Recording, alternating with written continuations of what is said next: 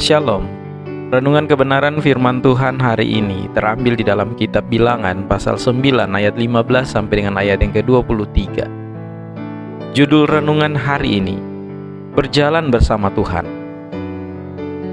Atas perintah Tuhan mereka berkemah, dan atas perintah Tuhan mereka berangkat. Bukankah itu tujuan kita hari ini? Kita ingin berjalan hanya di jalan yang mana Tuhan menuntun kita.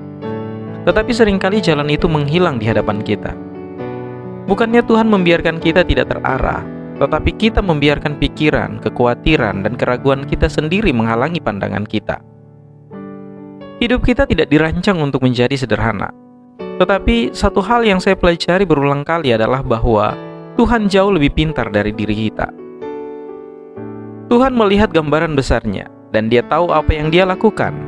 Yang harus kita lakukan hanyalah bergerak ketika Dia bergerak, dan tetap tinggal ketika Dia tinggal. Kitab Yesaya berisi pesan dari Tuhan kepada umatnya. Pasal 42 memiliki wawasan yang indah dan kuat untuk mempercayai Tuhan di sepanjang perjalanan kita.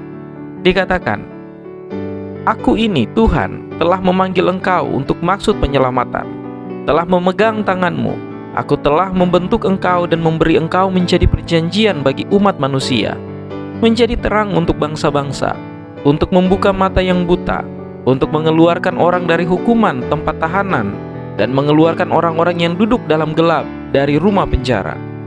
Aku mau memimpin orang-orang buta di jalan yang tidak mereka kenal, dan mau membawa mereka berjalan di jalan-jalan yang tidak mereka kenal.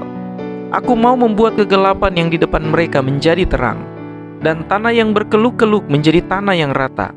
Itulah hal-hal yang hendak kulakukan kepada mereka, yang pasti akan kulaksanakan."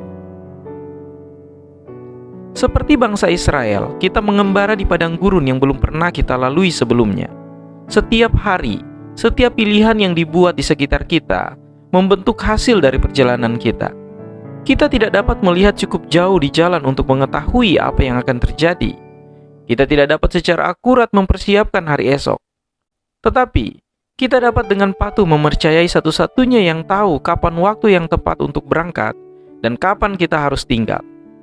Kita telah membuat komitmen untuk mengikuti segala sesuatu yang ada di tangan Tuhan. Kedengarannya sederhana. Saya tahu ini terasa sulit, tetapi iman kita meyakinkan kita bahwa kita dapat percaya kepadanya. Kiranya Tuhan Yesus menolong dan memberkati kita semua.